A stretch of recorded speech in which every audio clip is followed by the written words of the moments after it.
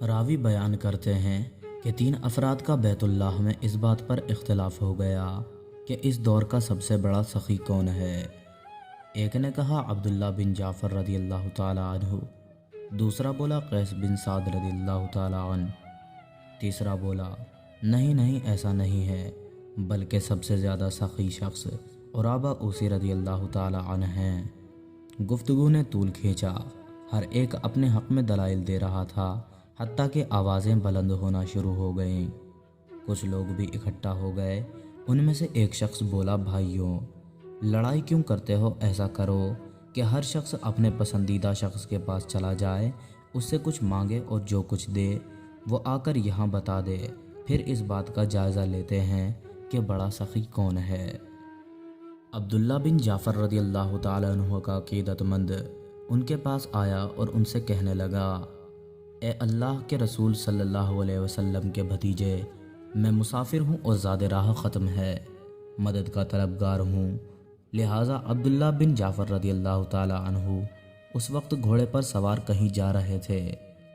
اسی وقت گھوڑے سے نیچے اترے اور فرمایا، گھوڑے کی رکاب پر پاؤں رکھو اور اس پر سوار ہو جاؤ، اب سے یہ تمہارا ہے۔ اس کے ساتھ ایک تھیلا بھی ہے، اس میں بھی جو کچھ ہے وہ سب کا سب تمہارا ہے، اور ہاں اس کے ساتھ ایک تلوار بھی ہے، اس کو معمولی نہ سمجھنا، یہ حضرت سیدنا علی رضی اللہ تعالی عنہ کی تلوار ہے۔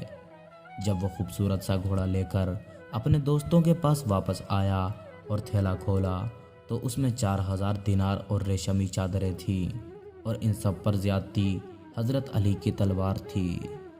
قیس بن سعد رضی اللہ تعالی عنہ کا عقیدت مند ان کے گھر گیا تو وہ سوئے ہوئے تھے۔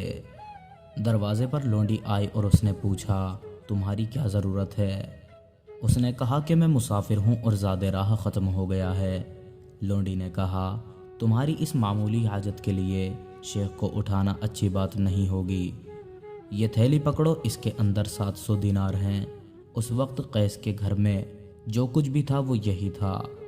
گھر کے ساتھ ہی حویلی میں اونٹ بندھے ہوئے تھے، تو لونڈی نے کہا کہ اپنی مرضی کا اونٹ پسند کر لو اور اپنی مرضی کے غلام کو اپنی خدمت کے لیے لے کر سفر پر روانہ ہو جاؤ۔ تھوڑی دیر کے بعد قیس بن سعد رضی اللہ تعالی عنہ بھی اٹھ بیٹھے۔ لونڈی نے تمام قصہ بیان کیا، کہنے لگے، بہتر تھا کہ مجھے اٹھا لیتی اور میں خود اس کی حاجت پوری کرتا، نہ معلوم جو کچھ تم نے اس کو دیا ہے وہ اس کی حاجت کے مطابق بھی ہے یا نہیں، تاہم تم نے جو کام کیا ہے وہ اچھا کیا، اس کے بدلے میں تمہیں آزاد کرتا ہوں۔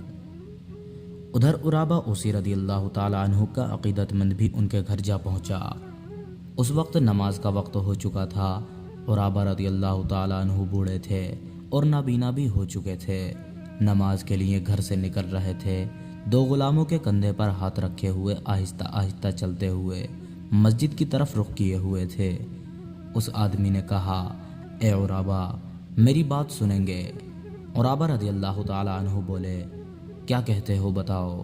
کہنے لگا، میں مسافر ہوں اور میرا زاد راہ ختم ہو گیا ہے۔ عرابہ رضی اللہ تعالی عنہ نے اپنے دونوں ہاتھ غلاموں کے کندھوں پر سے ہٹا لیے اور بائیں ہاتھ کو دائیں ہاتھ پر زور سے مارا اور کہنے لگے، عرابہ نے اپنا تمام مال و دولت خرچ کر دیا ہے، مگر یہ 2 غلام باقی ہیں، تم ان دونوں کو لے جاؤ، اب یہ تمہارے ہو گئے ہیں۔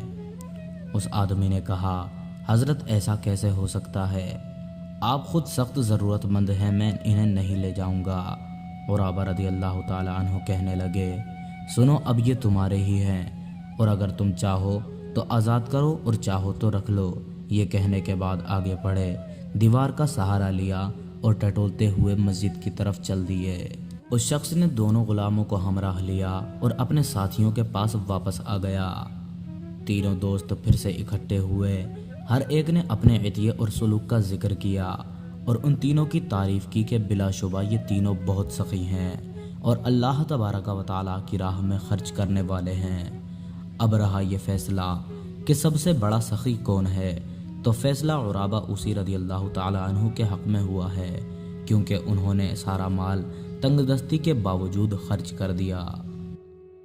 محترم خواتین و حضرات، اللہ تبارک و تعالیٰ کی راہ میں خرچ کرنے والے ایسے ہی ہوتے ہیں جو نہ یہ دیکھتے ہیں کہ ہمارے پاس کتنی مصیبتیں ہیں، نہ یہ دیکھتے ہیں کہ کیا وقت ہوا ہے۔ جیسا کہ آپ نے سنا کہ حضرت عرابہ اسی رضی اللہ تعالی عنہ نبی نہ ہونے کے باوجود انہوں نے دونوں غلام اللہ تبارک و تعالی کی راہ میں خرچ کر دیے۔ لہٰذا اللہ تبارک و تعالی کی بارگاہ میں دعا ہے کہ وہ ہم سب کو اپنی راہ میں خرچ کرنے کی توفیق عطا فرمائے، صدقہ جاریہ کی توفیق عطا فرمائے، علم دین کا شوق و ذوق ہم سب کے دلوں میں پیدا فرمائے اور ہم سب کو نیکی کی راہ پر چلنے کی توفیق عطا فرمائے۔ آمین یا رب العالمین۔